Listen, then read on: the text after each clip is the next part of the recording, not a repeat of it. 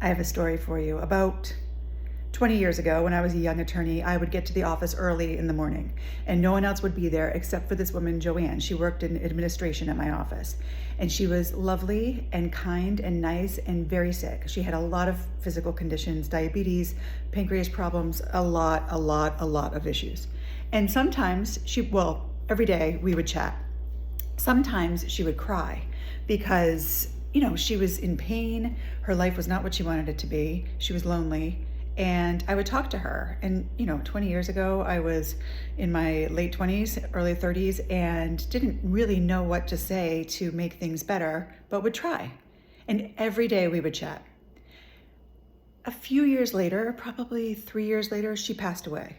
And when she passed away, she left me money in her will. And she also left this note, which I've since kept framed, and it always hangs in my house, and I'm in the process of unpacking from my move, and so I'm looking at it and wanted to share it. I'm not going to read the whole thing, though this note went to more than one person. She left money to a number of people with the same note, and in part it says, "You're reading this because at some point in my life you were a huge positive influence. Without you, I wouldn't have made it through the tough times. You may have helped me see why it was worth being here for tomorrow.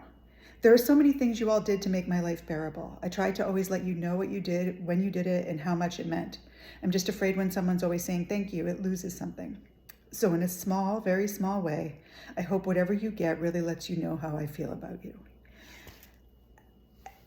I keep this framed and hung to remind me of the littlest things.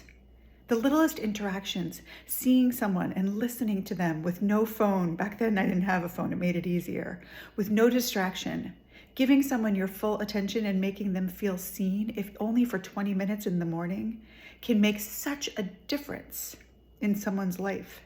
So as I'm unpacking and getting ready to hang this yet again in my house, I wanted to share it with you so that maybe you too could put a little bit of time aside today to give someone attention that they may need more than you could ever know.